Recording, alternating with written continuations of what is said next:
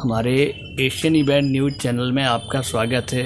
आप गांधीनगर स्थित एशिया के सबसे बड़े कपड़े मार्केट में बैठे हुए हैं। जो कपड़े मार्केट की वर्तमान पोजीशन है, हम उस पोजीशन पर आपसे बात करना चाहते हैं। ज़रा आप डिटेल में बताएं।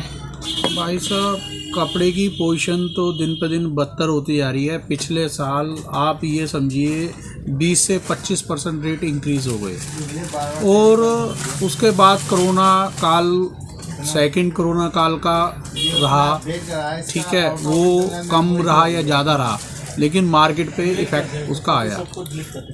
दूसरी बात, फिर अभी रिसेंटली 2-3 महीने से फिर 20 से 25% रेट इंक्रीज़ हो गए।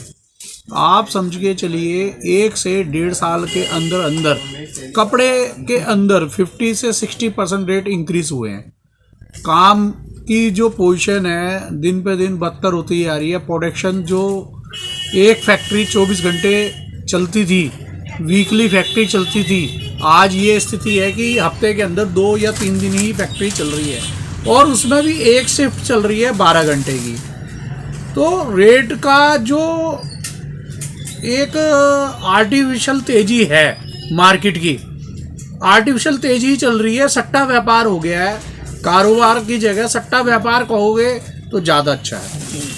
सर, अगला मेरा सवाल इसी से जुड़े हुए और है कि ये सट्टा बाज़ार की जब बात आपने कही, तो सट्टा बाज़ार के साथ और भी कई तरीके के कपड़े की और कई तरीके की वूलन, क्योंकि वूलन का ख़त्म हो गया, अब इस टाइम जाड़ा ख़त्म हो रहा है, कपड़ा का सिंपल कपड़ा आ रहा है। तो जब 50% रेट बढ़ गए, जब 50% रेट बढ़ जाने पर मानो 150 रुपये की चीज़ 300 रुपये की हो गई, तो इस पर आम आप जनप्रतिनिधि के अलावा आम जो क्रेता विक्रेता है वो कितना प्रभावित होगा, जनता पर कितना वजन पड़ेगा? सर देखो जी, जो रेट इंक्रीज हुए हैं उससे हमारा व्यापार दिन पे दिन बद से बदतर स्थिति में जा रहा है। कारोबार ख़त्म होते जा रहे हैं, फैक्ट्रियां बंद होती जा रही हैं, प्रोडक्शनें ख़त्म होती जा रही हैं। और अगर हम फैक्ट्री और दुकान का संतुलन जिस हिसाब से बिगड़ता जा रहा है रेटों की वजह से, और स्थिति दिन पे दिन बदतर से बदतर होती जा रही है। प्रोडक्शनें जो एक आदमी नॉर्मल पहले प्रोडक्शन करता था 1000 पीस महीने के, 1000 पीस हफ्ते के बनाता था, आज ये स्थिति है कि 300 पीस भी हफ्ते के बनाना मुश्किल होता जा रहा है और रीसेल भी होना बड़ा मुश्किल हो रहा है। सर, अगला एक सवाल और हमारा इसी से जुड़ा हुआ है। जब पहले आपको लग रहा था कि जब बजट आएगा, बजट में सरकार कुछ हम लोगों की सुनेगी, सरकार ने ये क्लॉथ इंडस्ट्री के लिए क्या किया है, क्या नहीं किया है, और आप क्लॉथ इंडस्ट्री को बजट के रूप में कैसा देखते हैं? देखो जी, गवर्नमेंट हमेशा लॉलीपॉप ही चुसाती आई है, बीजेपी हो या कांग्रेस हो या अदर पार्टी हो, हर पार्टी सत्ता में आके व्यापारी को लॉलीपॉप चुसाती है। Income tax, sale tax, VAT, excise, दुनिया के जहाँ भी इनके टैक्स के दायरे आते हैं उससे गवर्नमेंट व्यापारियों का खून ही चूसती आती है। व्यापारियों को कोई ना राहत है ना कोई सहूलियत है, किसी तरह से गवर्नमेंट की तरफ से कोई भी सपोर्ट नहीं है। अरे वो सर, चाहे दिल्ली सरकार हो चाहे केंद्र सरकार हो, किसी गवर्नमेंट से सपोर्ट नहीं है।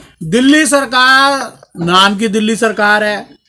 दिल्ली सरकार ने दिल्ली के अंदर 800 850 जो शराब के ठेके खोल दिए, उसके लिए उसके पास पैसा है।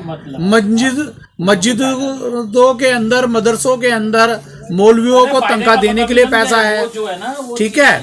फ्री की बिजली का जो लॉलीपॉप इन्होंने जनता में फैला रखा है, वो सही मायने में एक नॉर्मल, एक मिडिल क्लास इंसान के ऊपर जो बिजली का एक्स्ट्रा बोझ पड़ रहा है, वो हम रोज उसे रूबरू होके फेस कर रहे हैं, देख रहे हैं।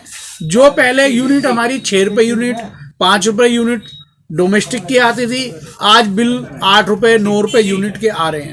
कमर्शियल के पहले हमारे 9 से 10 रुपये कमर्शियल रहता था, आज 6-7 साल के अंदर अंदर कमर्शियल 15 रुपये 18 रुपये 17 रुपये यूनिट के हिसाब से एवरेज बिल आ रहे हैं। दूसरा, इन्होंने जो एक न्यूनतम जो एक मिनिमम चार्ज रखा है, फिक्स चार्ज जी पर किलोवाट का, वो एक प्रकार से घूसखोरी को इनकी आपस में बिजली वालों की और दिल्ली सरकार की सेटिंग के न्यूनतम इनका ये सरचार्ज खत्म होना चाहिए। इसकी बहुत बड़ी एक राहत मिलेगी जो पहले नहीं थी, जो ये आम आदमी की सरकार आने के बाद इन्होंने लगाया है, तो ये हटना चाहिए। धन्यवाद।